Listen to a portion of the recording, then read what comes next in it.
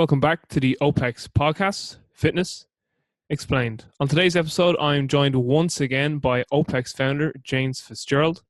On this episode, James and I discuss Modal, OPEX's brand new online course. We discuss the International Functional Fitness Federation and the plans for the federation going forward into the future. And finally, I asked James about his 3-day mentorship program. Guys, this was an absolutely outstanding episode, James, and I hope you really enjoy it.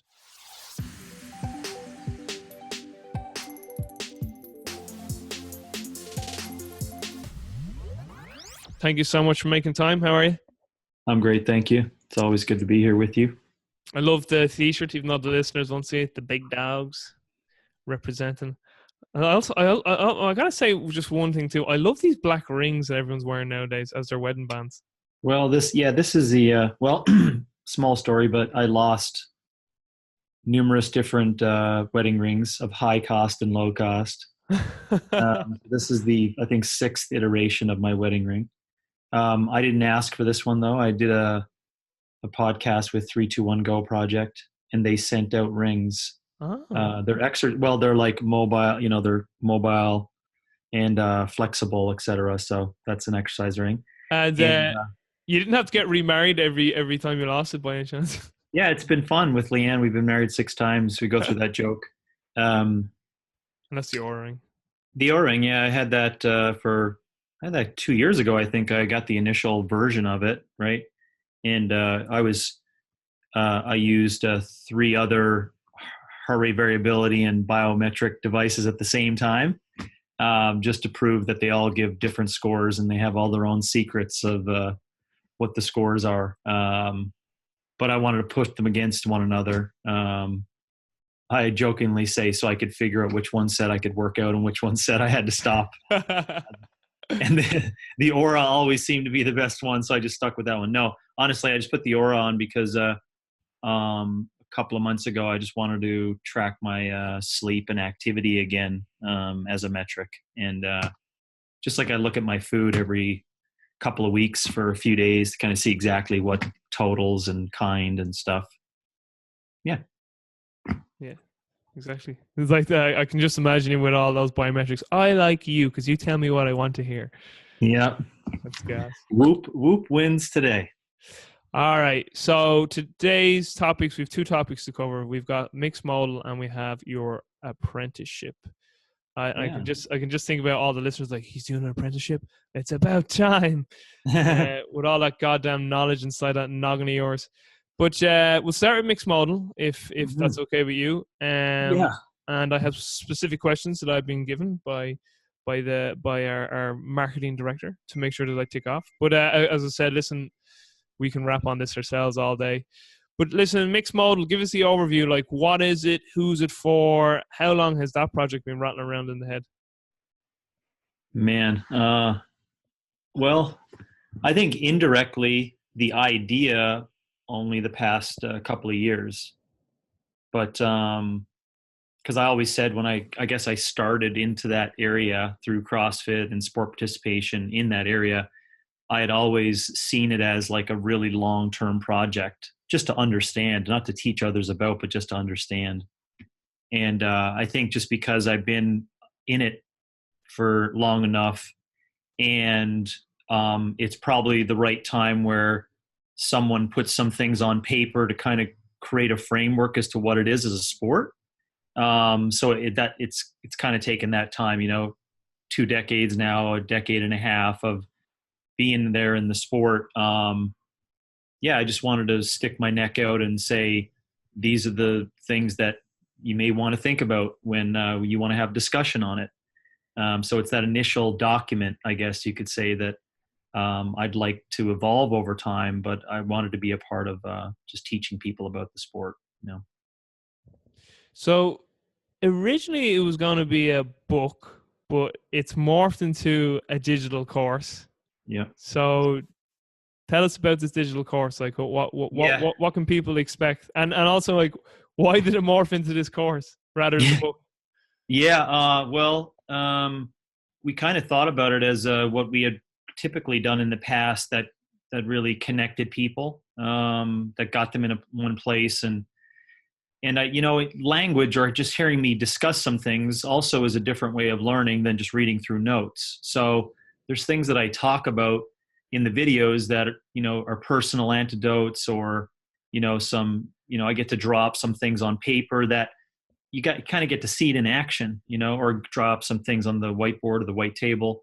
You get to see it in action. So it was our past, Robbie, of being able to do digital education and full video courses combined with this opportunity to have this document to put it together to be something that, people could, it could sink in. And it's a new way of getting a book. It's a more expensive book, but it's a new way of people getting education.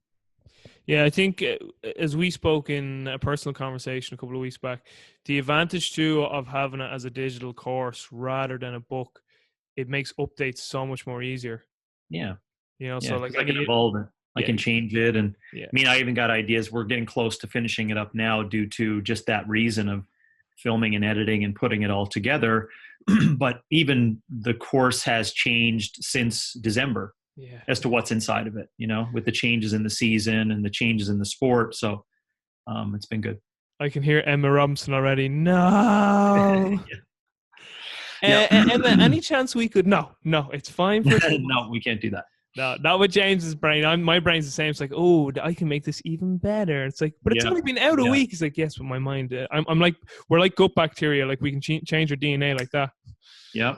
Yeah, the theme is the same, but it's just want it upgraded. It's just human nature, I think, for some of us to want that. So how is the content on Mixed Modal different than what already exists out there in terms of other digital courses? Other digital courses? I don't think there's other digital courses out there that specifically, speak about the sport. I think there's excerpts, people that may have different versions of, like, I don't even know, actually, the digital course on barbell cycling. I don't know if there is. I don't know if there's a digital course on the bioenergetic progression inside of the sport. So I don't think there is one out there. So to answer the question. Aside from the training principles and training aspects, do you cover nutrition in Mixed Modal for the Mixed Modal? Yep. Not to an in-depth degree, not to a large degree, I should have said. That could probably be a course unto itself, but standalone, it could be a standalone. I would say that what would be inside that course would be, I guess, more for the scientist involved in, the manipulation of different things. But I don't think there's a lot of secret things inside of that proposed course that would be the game changer in the sport. It's basically people having a fairly resilient terrain. And if they can eat Twizzlers and a whole bunch of shit for 8 years, they're probably gonna do really well. I'm not saying that that's the prescription, but do you know what I mean? To argue out the health of a kind of a carbohydrate in a sweet potato over white rice, if you're going to go down that route of argument, it's not even worth having education on it. So I hit it on a level of what is actually being done in the sport. What are the principles around what that fuel should look like for the actual demand of the sport? It's just so I can quiet the whole conversation on health versus performance nutrition, right? Which always gets intertwined, unfortunately, with fitness as a sport. That horse is well dead at this stage between us. Well, between you and I, it is. But I know. Come here. Shifting gears a little bit. International Functional Fitness Federation. Yeah. Talk to me about this. Talk to me about the sport of functional fitness. Talk to me about the goals and the aspirations of getting into the Olympics. Talk to me about why you felt that organization needed to be set up, or you needed to be a part of setting up an organization along with the other co-founders and people who are involved. Because I think that will give listeners even more frame of reference as to why Mixed Modal came about, why that's out there now in the market, because of this push to have, something that's a real governing body of functional fitness. The Mixed Modal wasn't made due to those changes for IF3 should I just know. Yeah. correlate that. It was just at the right time. It just kind of made sense. Oh yeah. It's certainly the IF3 notion that Gretchen pushed a couple of years ago certainly did like highlight, hey, like this is the last straw. You really have to like put some kind of definition around that. And Yeah. there's aspects of what's inside of IF3 that's contained within mixed modal, but it's all like about the sport. The IF3's goal is to just create governance and a body that basically says like this is the sport, this is how it's run, there Mm. are some rules and regulations, there is like qualifying standards, there is like different levels of tiers of competition, there is a progressive route in skills, there's a coaching education future going to be wrapped around it, we want to move it towards an Olympic ideal, right? The ideal would be if it does get to the Olympics, it's like our crowning achievement of governance. It doesn't mean that we have to get there, but that's our big rock goal. And I think it's a very admirable one. You take all everyone's shitty preconceptions around the Olympics and the Olympic ideal. Yeah. I still hold it to be very positive in my heart and soul around what that means for global sport participation, no matter what it looks like. And so we're pushing towards that for 2028, and then just reverse engineering everything we need to have in place in order to make that happen. We currently have 30 countries that are recognized, as governing bodies, and we have 7 to 10 in the works right now to be completed, which will get us to the 40 mark, which immediately pushes you up in terms of recognition of those bodies below the IOC that say, hey, this is a legitimate sport we should take into consideration for putting on a global scale. So that's where we are there. That was more around an update of it, but that's the goal for the International Functional Fitness Federation. Yeah. To me personally, I think that like, and I know what you're saying that mixed modal, like it didn't come about just because of the IF3, but I think just again for the listeners, because there's a lot of people, and this will actually just lead me into my next question. Like, say I'm someone, I come from a real traditional strength and conditioning background, and I don't have much of a clue of like what is mixed modal or what is functional fitness, like, and what is all this about? Like, I mean, so if someone wants to ask you, like, what is functional fitness, James? What is this? What do you mean by mixed modal? And like, where should I start in my journey into updating my knowledge on all this? Yeah, it's a weekend event of fitness competing where people compete as individuals in male or female categories. And generally, it's 6 events over a weekend. And those 6 events have different characteristics of fitness tests. And the 2 main buckets that are tested in terms of fitness is maximal contraction expression. So how really strong and versions of strong can you be? And then the other 5 are multiple different versions of capacity with lots of varying modalities inside. That's what I would say the sport is. So the sport is, you've got to express all different kinds of fitness capabilities that include aspects of cyclical modalities, gymnastics, body weight, and or loaded mechanisms. And all that is together really on a weekend of 6 events. And the whole sport and everything wraps itself around that ideal. And there could be different versions that have like 3 events over 2 days and 18 events over 5 days and 2 event over 4 days, etc. It's all roughly the same thing. Yeah. It's all, skewed down to, these, I like to say like 15% of the time is a max contraction scenario, and 85% of the time is metabolic variance. Very good. And is mixed modal then, if I'm a coach and I had someone approach me to want to compete in something like IF3, would mixed modal be a course that would help me in that endeavor to coach that athlete? Oh, definitely. I think I would say to a really in-depth level, it would, like the deepest level. I don't think that it may be necessary to just like get people knowledge around the sport, but it would certainly be like the deepest possible level you could go to get that information. Yeah. This is just more of a selfish question on my part. The other way, we're both nerds. When you were looking at categorizing, the 6 events across the competition in IF3, how did you categorize that in your mind? Like, I know you're big on variations and contractions, but did you also look at categorize it in terms of like biomotor abilities? Like, I want something for strength, I want something for explosive strength, I want something for speed, I want something enduring. Is that kind of where you were going? And then obviously, how expressing those, how do you have like a certain category of modalities that like, right, this modality goes well for strength expression, this goes well for cyclic enduring, this goes well for power? How did that look out in your head? Yeah, the main thing that I wanted was, when you think about it, it's a big undertaking. I wanted to develop a sport, and I wanted to also, your biases of what comes down to what you develop in the sport. Mine has always been, I want balance. Yeah. And I want the athlete and the coach to be able to look at the sport and say, how do I critically think about what I need to do best in training to get the best at this sport? I didn't want it to just be a survival of the fittest. Yeah. Because you can't create longevity of a coach and athlete career if they don't know what's inside the sport. Yeah.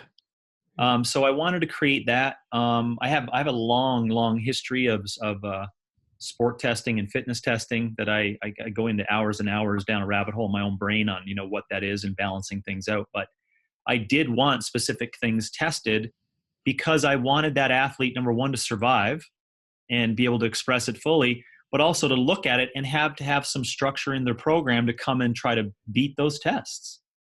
Right. And if my point was, if you just like did anything and everything and you wanted these tests, those are probably not good tests. Yeah. Right. Those are probably not good tests, because that just goes to show that it's just a weeding out process. It's a Navy SEAL thing, take 10,000, try to drown them all. The top 100 who don't want to drown, oh, those are our most fit people. Well, maybe, Yeah. maybe. It just depends upon your definition. So mine was to test these categories, right? Aerobic capacity, a version of strength. We call aerobic capacity endurance now, but aerobic capacity, versions of strength with complex weightlifting maneuvers, body weight endurance, so lots of reps with body weight skill, which is really kind of like, low-level strict gymnastics challenges, traditional mixed modal, which is just like whole bunch of shit together and figure it out. And then power. And at the end, it's just true expression of 1 to 2 minutes of just like all out guns a-blazing. Let's see how you do. And I looked at all those and said, like, you could wrap a training program around that. You could create fitness around that. You could be really, really weak in some areas and round out your overall fitness by training to get better at all those. And of course, Robbie, I wanted people to be able to look at the sport and go, okay, I understand that. That makes sense. Like, you're testing all of these things, right? Because if you look at the sport outside of how we define it in IF3, their answer is, oh, they're just WODs, right? But the answer to like, well, what are you testing? It's like, well, it doesn't matter. It's just whatever's most entertaining. Well, that's not the best answer for what's inside those fitness tests, right? Or it's like, well, we want to include everyone, which I just giggle at, because it's like, well, that's admirable, but now it's not a sport anymore, right? Yeah. Now it's a 5K run, right? Yeah. Keep the 5K run lanes open for 3 hours, because there could be someone who wants to walk through it. And, hooray for the person who wants to walk for 3 hours during a 5K run. Do I have any judgment against that? No, but I'm just saying that we do want to create these standards of a sport setting, qualifying standards to get in. This is what it looks like, go for it. So that's a short version of what I was thinking about. There's a lot more to it. It's complex for those of you who've been involved in trying to design a sport. Yeah, I think your 5K analogy there is the difference between competing and completing. Yeah, or I call it competing and participating, but you are right. It's the same language. It's funny because anytime I've heard you on other podcasts, like kind of talking about what you just answered on there, I always laugh to myself, because me and you are so alike in how we think, in that, like, my sort of issue with, other forms of fitness and sport is that it can't be measured. So like there can never be a proper progression model put in place for long-term development, because it was so randomized, and it was just like there was no structure put in place. And then I suppose the answer you always got back was like, well, it's not, it's meant to be unstructured, and it's just like, you know what I mean? Like, you can still clearly have a structure or blueprint in around this, and allow an athlete to optimally prepare. And now we can track metrics, and now we can, there can be, again, as I said, there can be an objective way to measure progression. And in the long run, it's only going to serve us, because being able to gather more data going forward is just going to allow us to open up like more of these doors to these questions we have about like what is fitness, like. So I mean, there's just so many answers, or so many questions that we have, and to just kind of say, oh well, let's just all just throw it at the wall and see what sticks. It's like, we can do better than that. Yeah, and I think that there's this group that's starting to understand that the more and more they participate over time, and we just know it to be the case. It's not just like a really small percentage that think that way. It's a large percentage now. They're starting to recognize that there has to be a timing involved in peak maximal expression, right? So here's the argument of the other side, right? It's like, well, you got to be fit all the time, ready for anything. It's like, oh, so you're practicing the sport at the highest intensity all the time. It's like, yeah, that's what we're doing. And then you watch them training and they're not doing that, right? So they're like, for 8 months, they're just like exercising and posting on Instagram about how fucking hard their training is, when really they're just like wiping their brow and going, oh, that was a good training session, But everyone else thinks they're like busting their ass, and they're promoting the fact that they're doing really intense shit all the time, right?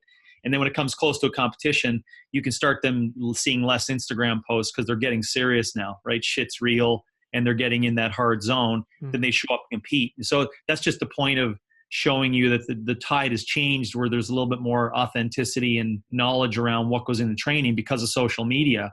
We can actually see it in place all the time, right?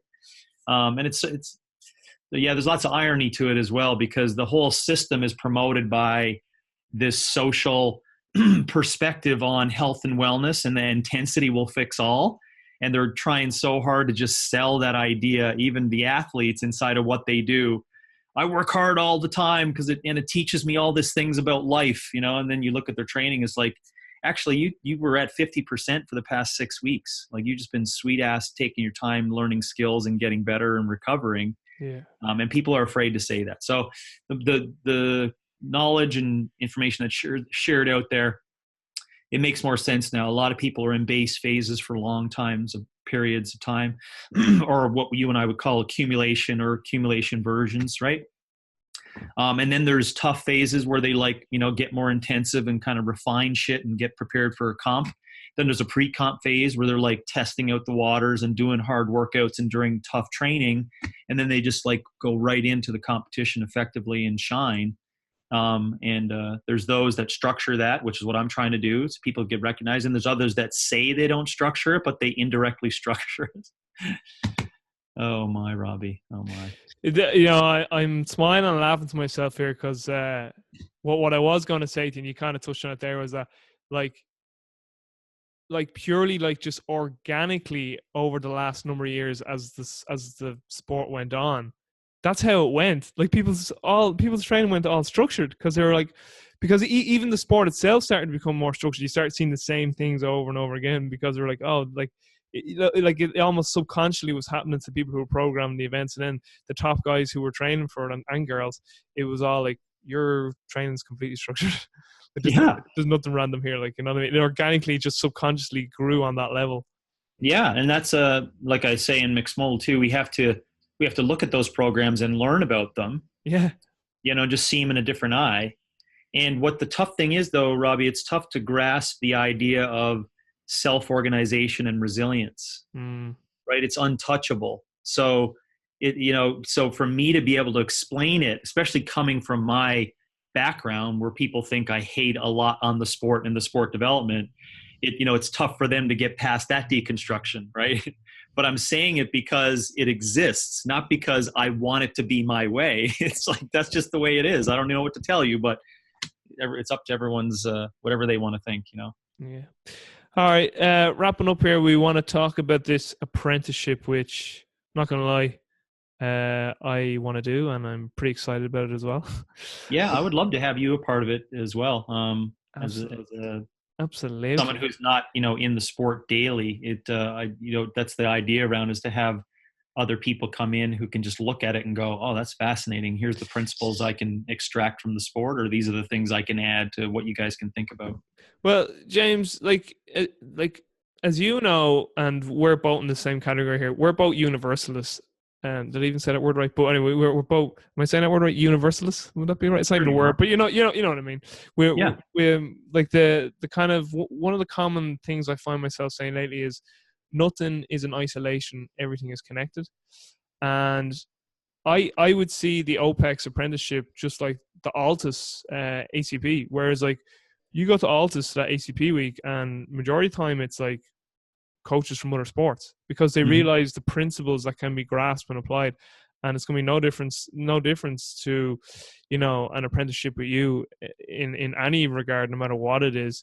There's principles and again, yeah, the keyword is just principles that can be taken and applied to any fitness situation, be it with a pro athlete, be it with your general Joe and Jane. So, like Yeah. to me, like just 3 days with you, no matter what the topic is, there's going to be something from that can be just filtered into any aspect of performance. Yeah, because we had, for example, we had a chiropractic student and a full-time PT, and two coaches, two athletes, and one gym owner plus coach there last time, and for the first time. And I place on the table these concepts and ideas around what's inside the sport, progressive models, the motor learning, consolidation of skills in a metabolic environment, and how that's different to other consolidating skills. Topics that any coach from any sport would be like, oh, that's interesting, because when we put consolidating skills together, this is our premise, this is our goal, and we can go, well, this is why we need to do it that way. How could we learn from what you're doing, and what am I saying on my model that makes it of interest to you? So those plus other topics, big ones, which you gave me a leading question as to what I'm going to answer it right now, so we'll say it again. But the progression of skills and consolidating skills, I think, is the most interesting thing that has come about over the past decade for my learning in the sport, that really, really is something to hang on to. It really is something to hang on to. And the layman's reason why it's so interesting is that, skills are one thing, and how skills move into great expression. But there's never really been a time where it has to be tested in such high demand of these skills that need to be moved into a really challenging metabolic environment. And so there's something that happens in terms of like the consolidating and progressive patterns of those if skills aren't moved in this progressive pattern. So I just find that a really great topic, which we hit on consistently, as well as isolated things like what a pre-competitive period should look like in a big picture scenario. We talk about functional volume, like what is actually required in the sport as being the missing link for coaches to like connect. Well, what program should I do? It's like, well, what's the sport? Are you talking about one workout that's 8 minutes long, and are you preparing all year for that 8 minutes? Or are you preparing for 3 days in a row, 3 competitions each day? And then I just teach coaches how to reverse engineer what's required in the training to get them to express all of that. And most times it's an hour-long conversation where their eyes are just like, wow, that's a lot of work you got to do. It's like, yeah, well, that's what you defined as the sport. It's like saying, let's get good at hockey. Okay, well, we know what hockey is, right? You play 3 nights a week, and these are the things you need to do, right? Imagine if all of a sudden they were like, oh, no, NHL hockey players, Pittsburgh Penguins, you're going to play 2 games on Friday, 2 games on Saturday, 2 games on Sunday. Do you see how that totally changes the training for the sport, right? So people never think about that. They're just like, oh, you just snatch as much as possible and do a Metcon and you'll win. It's like, well, that's one workout, right? You got to do 2 more that day, plus 3 more the next, and then 3 more the day after, and express all of them. So those are the things we discuss in apprenticeship that any coach could come in and offer some insight into. It's Uh, been fun. and then there's also, oh yeah, by the way, you could go into a workout and you just got a phone call, had an argument with someone, and now your emotional state's all over the place. That's gonna like have a different outcome on your skill acquisition in that moment of time. There's like just so many factors, and the reason why that came to my head is I had Sean Mishka on my own podcast there. The episode will be coming out now in a week or two. It's a actually brilliant conversation we had because I went through it when I was doing editing the show notes, so I got to re-listen to it. And Sean gave an example of he had this NFL player, and like Sean was training him, and Sean is all about the constraints-led approach and environment, organism, task, and basically Sean's all about like training and learning. It should be ugly, like if someone's really learning. And but he was just saying that he had one of his guys who was one of his best movers, and was very good in terms of just his skill acquisition capabilities, and he had a big toolbox for affordances, and he was just a great mover. But he said then at one session, one of his family members just appeared out of nowhere at a train session, and he said it destroyed him. Said he was all over the place, discoordinated, didn't know where he was going, didn't know what he was doing. And Sean was like, it's just amazing, like that everything impacts your acquisition at any moment in time. So I think most coaches could appreciate, oh yeah, fatigue and different contractions and energy system demands, and like they could appreciate that narrow scope in terms of its impact on someone's skill acquisition at any moment in time. But then there's the whole like your emotional and mental state, your blood sugar, the sleep before, looking at a blue screen literally just the night before, or literally minutes before, you read something on social media just as you were about to go out for the event, that could have instantly, like, just so many things. And I know you appreciate this too. You kind of touched on it there a little bit earlier on. It gets into this, what really seems to separate some of the greats from, the good is like just this savage perseverance, like these mindsets that it's like we still just don't understand. Like you've touched on with Froning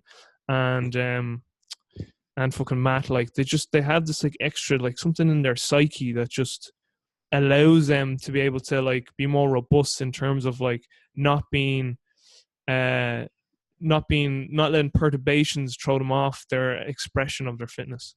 Mm-hmm. Yeah, which is talking about mindset, and yeah, I love what you mentioned about Sean. He was on our podcast too, right? Because I listened to portions. He was. Yeah, and he discussed something about that as well that I thought of for the environment and that emotional changes that occur. And that's where it's so it's just, it makes your job worthwhile. That really is. It makes you coaching people in the sport, like it means something. Otherwise we would just print off a Google sheet and people would just follow. It's like, here, just do this and you'll get better. And I just, I don't get anything out of that. So I love the aspect of recognizing where the person is, what do they need that day, and what are all the principles that surround all of that. I just find that so much enjoyment in that, because I can teach other coaches, obviously, but then coaches can leave the apprenticeship, for example, and have their eyes opened up to seeing the sport in a more, I guess, professional, worthwhile way, and then they can let off all the shit that's surrounding it. So just tell me more about the apprenticeship. How long is it for? Is there any apprenticeships coming up date wise, in terms of booking a place or finding out more about it, or costs? Where can people go? Yeah, no on the last 3 questions. We just had a beta version, just basically see what that was like, but people can look forward to seeing that come up in the near future. It's the structure that I'd like is what works around my schedule for creativity as well as my brain and my day. So there's 3 days where you exercise first thing in the morning time. That is part of the recommended schedule. And then we get together and have breakfast and start the day. Basically, on the first day, it's intro and kind of getting to know what's going to go on for the next little while, but conversation. And then we go out on the floor and watch the athletes train based upon what them knowing they have to do for that day. And they get to see interaction and tweaking and organizing the workout program and there's conversation on the floor too, because of generally what's involved in that training, depending upon the time of year. After that, we finish up and detail what just went on and debrief what was on the floor. Then we have lunch together, and then we discuss some topics towards the end of the day up until around noon to 2 o'clock, of just topics, broad topics, or the aforementioned things I talked about, where we don't have to be like super, intense on critical thinking, but we just get to have a conversation on some ideas. Do that for 3 days in a row, and it's been a lot of fun. And do you plan on just keeping that at HQ? Yeah, I don't know. I mean, it may change. It may change for specific areas and satellite locations where we can do it. The only factor then in that would be the athletes that we'd want to be looking at or watching on the programming, as example. I'm sure that could be like created by all means, but that's a real great portion of the, like, for all other apprenticeships. It's just great to see the athletes in action. So it just highlights all the stuff that we talk about, and we can use them as N=1, N=2. To be honest, this is just me personally, but I think like there's something like nice about like having to go to OPEX HQ too, like, Yeah. as in like I think like I know it could be at a satellite location, but there's just something nice about going to the home of OPEX, and it's kind of it's your baby as well. And yeah, I think. Plus, anyway, Arizona's a great place to visit. Scottsdale's a nice. Yeah, and I mean, and being biased too, I like being here. It's a great spot. I think HQ is a great spot for people to visit, and that's still open. I mean, everyone knows that, including yourself. That just come on by and see what we're about. Our doors are open. We don't hold any secrets to stuff. So it's just it'd be great if it was always here. Just got two more here for you. Just with regards to mixed modal, with the coaches who have gone through it or most of it, have you gotten any feedback? Yeah. Preliminarily, I would say that a lot of the stuff that I'm proposing inside of mixed modal is probably new to a lot of coaches. So the feedback has all been, like, oh wow, that was interesting, or I never thought about it being in that way. So that's generally been the feedback. Outside of that, it's not fully completed. So all the other feedback is like, where's my notes, and when are you going to be finishing this puppy off? Which is fair. It's a good question to ask. But due to the timing of it, and we wanted to just get it out there to get started, people will just have to wait a little bit until I finish up these notes and videoing, which is coming. Wait for my neurons to finish working. It's funny, it reminds me of a story. You'll like this. I don't know. You may have, if you listen to the interview I did with Joel Jameson on the OPEX podcast, you heard this then. But Joel's story about his book Ultimate MMA Conditioning. He started writing that book, and then he put it on pre-sale, and he was like, "I'll put it on pre-sale, see if I get any interest." And he got a ton of orders, and he was like, "Oh shit." So he had to write it, and like he said, he took him like another, I think it was 3 to 6 months, and he was like literally getting people going, "Where's my book? You ripped me off!" And he was like, "No, I swear it's coming." And then there was like some issue with the self-publishing, the whole self-publishing thing, and the shipping, and he was just like, never again. But he was just like, it was just so funny the way he felt, and he's so funny at telling stories like that. Like he was just like the way he was like, "Oh shit, this thing's actually like happening. I have to do it now." Yeah, and it's fair, it's fair. I think we have the same ideas in mind, where it's like, people just want to get their hands on it right now, so let's just start it, and it's because it's digital and they can just get in and out as they want. There's a lot to consume, but I understand their perspective.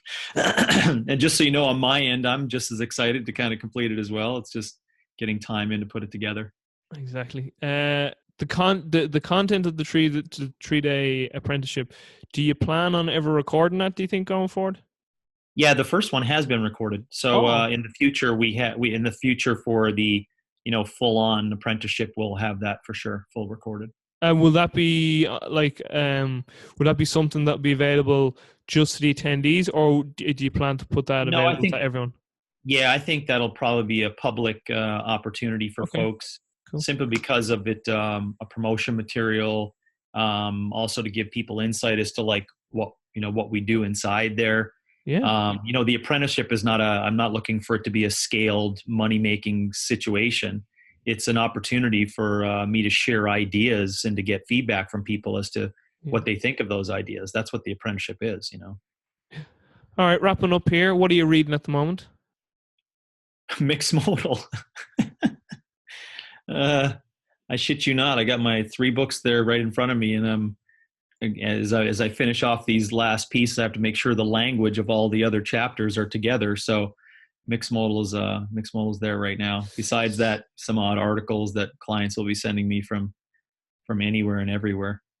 Tell me this. Just let's say, just for whatever reason, this is the first time someone has come across you. Oh yeah. What is your fascination with language?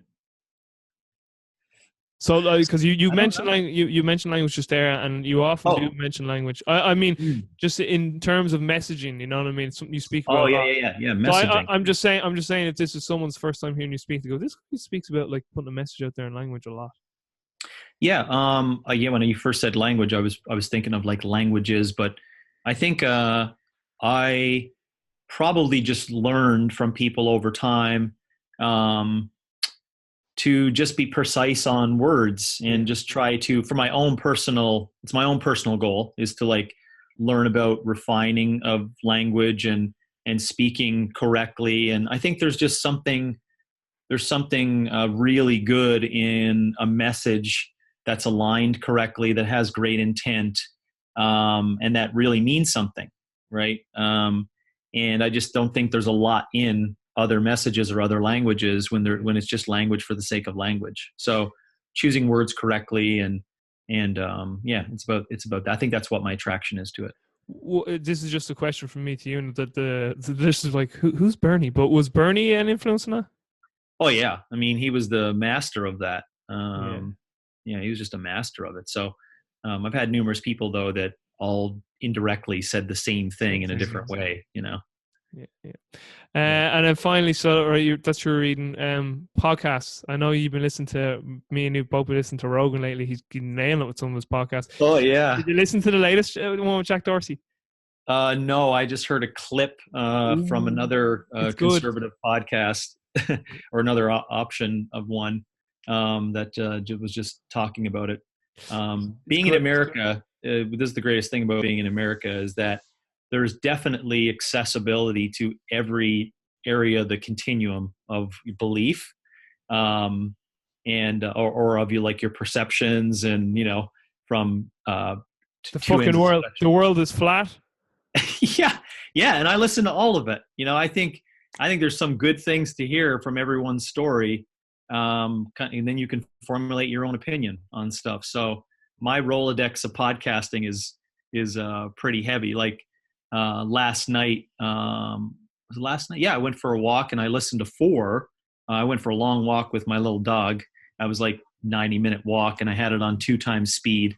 I went through the daily, New York Times Daily, and they have their own, like, I guess, more left version of the story. So they were telling a story, and then I listened to an NPR episode around Fox and the White House, or Fox Television and the White House, and all the connections. Sorry, just for me, because obviously I'm Irish. What exactly is NPR? Because I've heard you mention it a few times. It's obviously an American. Is it a podcast or a radio station? No, it's a publicly supported national public radio. Okay. Yep. I'm a founding member here in the Valley for ours, and I listen to that every morning as well, as a 20-minute hit on kind of that's where I heard you say central perspective on views and what they speak about. And then Hidden Brain was a great episode. And then I finished with what was the other one? I was listening to lying down. And it was another. Oh, it was a TED Talk, or a version of a TED Talk by this guy Adam Grant. He wrote the originals. He's an organizational psychologist. Mm-hmm. And his shit was fascinating in terms of just putting together thoughts. So that's That's what I listen to. He's actually a super, wrapping up here now, he's a super interesting guy, because when I was reading Cal Newport's book Deep Work, he mentioned Adam Grant, like, and he just talks about like his productivity is like astronomical. Like he's the youngest ever professor to get tenure. Like Yeah. and I don't know if it was like the youngest ever in America, but he was definitely like the youngest in the university he's in. Yep. But like he's supposed to be super productive. But it was really funny. Newport was saying like that, like there's times where like let's say like you were emailing Adam, like, and you were professor on the same campus as him, and you'd email him, and the email would come back and say, sorry, I'm unavailable, I'm away at the moment. And then you'd be there, I just saw him walk across the campus today. And like Cal Newport was like, yeah, but Adam in his mind is like, I'm in working zone, so Yeah. I'm unavailable, right now. Uh-huh. So like literally, like you'd see him, Adam, like walk across and go, no, I'm not here, I'm invisible. No. Yeah. So it was just so funny. Like apparently he's a production machine. Like, oh yeah, no, it was well put together. yeah, definitely. James, listen, as always, I've absolutely loved talking to you, and no doubt the listeners likewise. love this. That was phenomenal. So I'll just wrap up here. So for all the listeners, everything that we've mentioned will be in the show notes. And that's all we got for you today. Until next time, peace.